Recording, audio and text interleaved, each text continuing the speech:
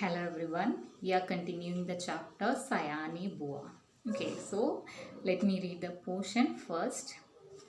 बुआ जी की अत्यधिक सतर्कता और खाने पीने के इतने नियंत्रण के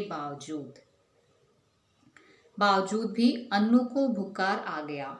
सब प्रकार के उपचारों के बावजूद भी पूरा महीना बीत गया, परंतु उसका बुखार न उतरा।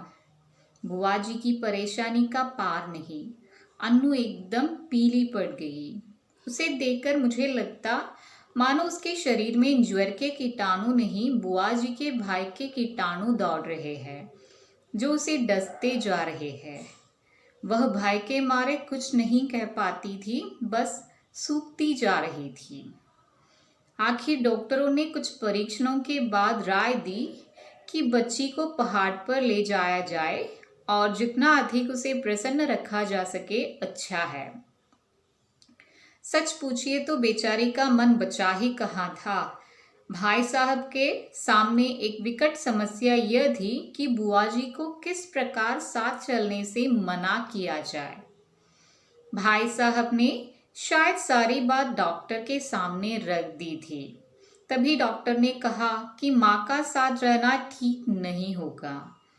बुआ जी ने सुना तो बहुत आनाकानी की, परंतु डॉक्टर की राय के विरुद्ध जाने का साहस वे नहीं कर सकी, सो मन मारकर वहीं रही। अन्नू के पहाड़ पर जाने की तैयारी जोर शोर से शुरू हुई। पहले दोनों के कपड़ों की लिस्ट बनी, फिर जूतों की, मोज़ों की, गर्म कपड़ों की, ओढ़ने बिछाने के सामान की, बर्तनों की। हर चीज़ रखते समय वे भाई साहब को सख्त हिदायत देती थी कि एक भी चीज़ खोनी नहीं चाहिए। देखो ये फ्रॉक मत खो देना, 7 रुपये मैंने इसकी सिलाई दी है। ये प्याले मत तोड़ देना, वरना 50 रुपये का सेट बिगड़ जाएगा। और हाँ, इस गिलास को तुम बेकार समझते हो, उसकी परवाह ही नहीं करोगे, पर देखो ये 15 बरस से मेरे पास है और कहीं खरोंच तक नहीं। तोड़ दिया तो ठीक ना होगा। प्रत्येक वस्तु की हिदायत के बाद वे अन्नू पर आई। वह किस दिन किस समय क्या खाएगी उसका मेनू बता दिया। कब कितना घूमेगी, क्या पहनेगी, सब कुछ निश्चित कर दिया। मैं सोच रही थी कि यहाँ बैठे बैठे ही बुआ जी ने इन्हें ऐसा बांध दिया कि बेचारे अपनी इच्छा के अनुसार क्या खाक आराम करेंगे। सब कह चुकी तो जरा आर्द्र स्वर में बोली, कुछ अपना भी ख्याल रखना, दूध फल बराबर लेते रहना। हिदायतों की इस लंबी सूची के बाद भी वे कहती, जाने तुम लोग मेरे बिना कैसे रहोगे, मेरा तो मन ही नहीं मानता। हाँ, बिना भूले रोज एक चिट्ठी डाल देना। आखिर वह क्षण भी आ पहुंचा जब भाई साहब एक नौकर और अन्नू को लेकर चले गए। बुआ जी ने अन्नू को खूब प्यार किया, रोई भी। उनका रोना मेरे लिए नई बात थी। उस दिन पहली बार लगा कि उनकी भयंकर कठोरता में कहीं कोमलता भी छिपी है। जब तक तांगा दिखाई देता रहा वे उसे देखती रही। उसके बाद कुछ क्षण निर्जीव सी होकर पड़ी रही, पर दूसरे ही दिन से खैर फिर वैसे ही चलने लगा। भाई साहब का पत्र रोज आता था, जिसमें अन्नू की तबीयत के समाचार रहते थे। बुआ जी भी रोज एक पत्र लिखती थी, जिसमें अपनी उन मौखिक हिदायतों को लिखित रूप में दोहरा दिया करती थी। पत्रों की तारीख में अंतर रहता था, बात शायद सब में वही रहती थी। मेरे तो मन में आता कि कह दूं, बुआ जी रोज पत्र लिखने का कष्ट क्यों करती है। भाई साहब को लिख दीजिए कि एक पत्र गत्ते पर चिपका कर पलंग के सामने लटका ले और रोज सवेरे उठकर पढ़ लिया करें, पर इतना साहस था नहीं कि यह बात कह सकूं। करीब 1 महीने बाद एक दिन भाई साहब का पत्र नहीं आया, दूसरे दिन भी नहीं आया। बुआ जी चिंतित हो उठी। उस दिन उनका मन किसी भी काम में नहीं लगा। घर की कसी कसाई व्यवस्था कुछ शिथिल सी मालूम होने लगी। तीसरा दिन भी निकल गया। Okay, so up to that we will discuss today. Now I explain the portion. Okay, बुआ जी की अत्यधिक सतर्कता और खाने पीने के इतने नियंत्रण के बावजूद भी अनु को बुखार आ गया। She was very alert and also she do control on their food. Even though what happened, Anu, her daughter became sick. सब प्रकार के उपचारों के बावजूद भी पूरा महीना बीत गया परंतु उसका बुखार न उतरा। Even after the treatment, she didn't be okay. Means after 1 month also, she was in that same condition. बुआ जी की परेशानी का पार नहीं, अनु एकदम पीली पड़ गई। So bua ji she became very tensed and Anu became very pale. उसे देखकर मुझे लगता मानो उसके शरीर में ज्वर के कीटाणु नहीं, बुआ जी के भाई के कीटाणु दौड़ रहे हैं जो उसे डसते जा रहे हैं।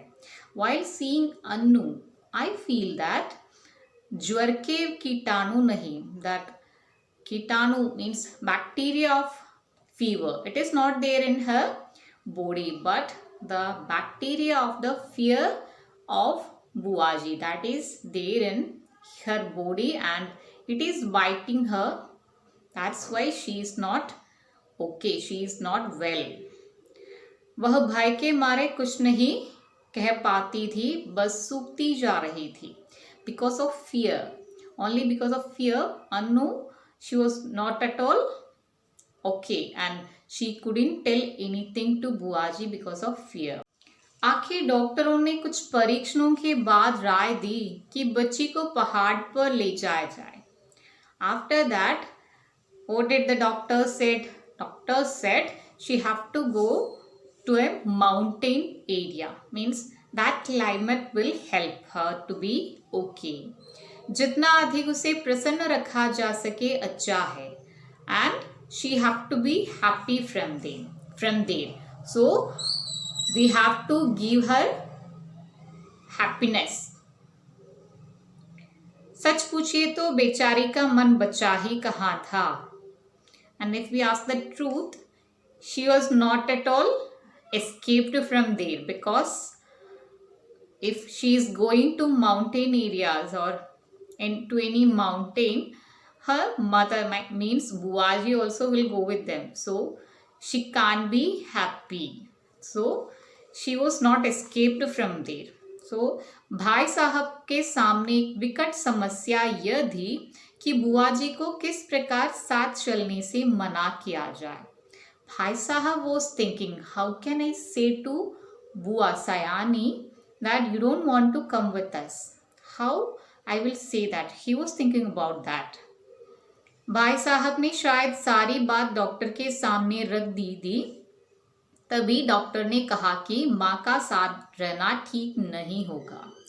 Maybe भाई साहब told everything to the doctor. That's why doctor told that mother don't want to go with her. It will not be good. बुआ जी ने सुना तो बहुत आनाकानी की। She just pretend to be not here, but doctor की राय के विरुद्ध जाने का साहस वे नहीं कर सकी, सो मन मारकर वहीं रही। But she can't neglect doctor's words. That's why she just stay back in the home. अनु के पहाड़ पर जाने की तैयारी जोर शोर से शुरू हुई। So they started for the preparation for going to the hill station. पहले दोनों के कपड़ों की लिस्ट बनी। For that first of all they made the list of dress, फिर जूतों की, then about the chappal sandals, मोज़ों की सॉक्स, गर्म कपड़ों की स्वेटर्स, ओढ़ने बिछाने के सामान की, means blanket, bedsheets. They made all the list बर्तनों की and also the plates, glass, everything. हर चीज रखते समय वे भाई साहब को सख्त हिदायत देती थी कि एक भी चीज खोनी नहीं चाहिए। When she was means Bua was arranging everything, so uh, while doing all these things she was doing instructions to the Bhai Sahab that no one means anything should not be lost, everything should remain the same when you are come back। देखो ये frock मत खो देना, don't lose this frock। she was showing one frock, don't lose this frock।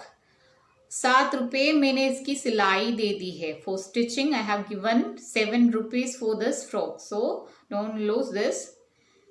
ये प्याले मत तोड़ देना, and don't break this cups, वरना 50 रुपए का सेट बिगड़ जाएगा। if you break this cup, it means that for the set of this cup it is 50 rupees, so if you break one cup means that whole set will not be good, so it is the loss of that whole set, so don't break the cup।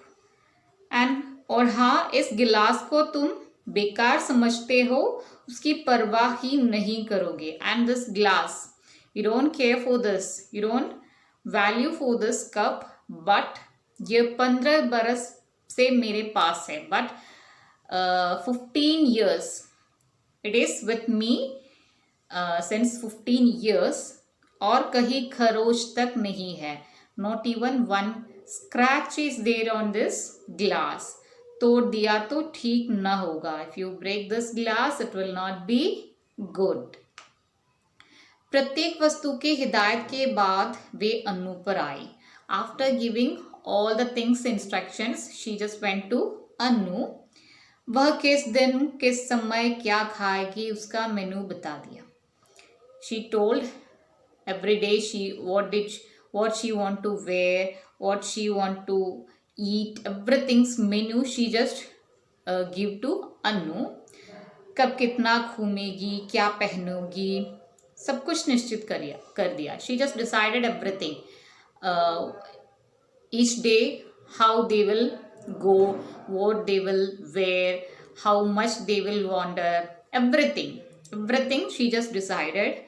मैं सोच रही थी कि यहाँ बैठे बैठे ही बुआ जी उन्हें ऐसा बांध दिया कि बेचारे अपनी इच्छा के अनुसार क्या खा आराम करेंगे।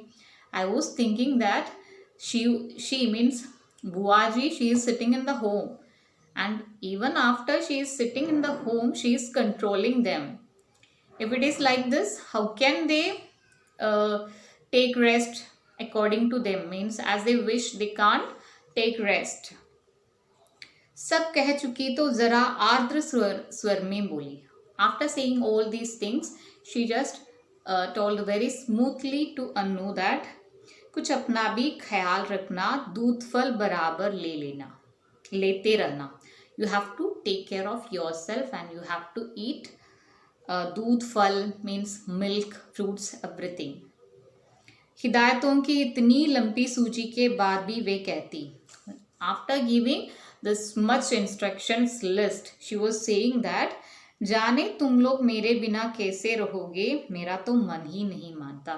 I don't know how you will live without me। हाँ, बिना भूले रोज एक चिट्ठी डाल देना। Don't forget to send me one letter every day। आखिर वह क्षण भी आ पहुंचा जब भाई साहब एक नौकर और अनु को लेकर चले गए। And after that, भाई साहब, अनु and one servant, they just went from there। बुआ जी ने अनु को खूब प्यार किया, रोई भी। she loved Anu very much, that's why she cried when she was going from there। उसका रोना मेरे लिए नई बात थी। बुआ जी was crying, that was a new thing for me। उस दिन पहली बार लगा कि उनकी भयंकर कठोरता में कहीं कोमलता भी छिपी है। Only at that day, only at that time, at first time, I feel that Some softness is also there in her mind. जब तक तांगा दिखाई देता रहा उसे देखती रही, उसके बाद कुछ क्षण निर्जीव सी होकर पड़ी रही. तांगा, तांगा means the vehicle, means two-wheeled vehicle in which horse will be there. So by that vehicle they went. So she just looked that vehicle for a long time, and after that she just stand there like a dead person. Nirjeev si means which doesn't have jeev, means which doesn't have life. So like a dead person she just stand there for some time. पर दूसरे ही दिन से फिर वैसे ही चलने लगे. But after the next day itself she became the first as a previous बुआजी. भाई साहब का पत्र रोज आता था जिसमें अनु की तबीयत के समाचार रहते थे. Every day bhai sahab will send the letters in which Anu's health related things will be there. बुआ जी भी रोज एक पत्र लिखती थी, and bua ji also will send the letters every day, जिसमें अपनी उन मौखिक हिदायतों को लिखित रूप में दोहरा दिया करती थी. And on her letter she just write everything, or write all the instructions which she has already given when they are going. पत्रों की तारीख में अंतर रहता था, बात शायद सब में वही रहती थी. Only the letters date will be changed. All the things means remaining all the matter, the content will remain the same. Only the date will change. मेरे तो मन में आता कि कह दूं बुआजी रोज पत्र लिखने का कष्ट क्यों करती है. In my mind I think that I could say to the I could say to बुआ that why are you writing the letter every day? Instead of that what can you do? भाई साहब को लिख दीजिए कि एक पत्र गत्ते पर चिपका कर पलंग के सामने लटका ले और रोज सवेरे उठकर पढ़ लिया करें. Instead of writing letter every day, you can tell to भाई साहब that to paste one letter in a cardboard and just hang it in front of the bed. So every day after the sleep, means after waking up, they can read it. So I wish that in my mind. पर इतना साहस नहीं था कि यह बात कह सकूं. But that much courage was not in me, that's why I didn't toll that. करीब 1 महीने बाद एक दिन भाई साहब का पत्र नहीं आया. Around 1 month after, one day she didn't got the letter of भाई साहब. दूसरे दिन भी नहीं आया. Second day also she didn't got the letter. बुआ जी चिंतित हो उठी. सो she became very tensed. उस दिन उसका मन किसी भी काम में नहीं लगा. She was not at all concentrated in any work at that day. घर की कसी कसाई व्यवस्था कुछ शिथिल सी मालूम होने लगी.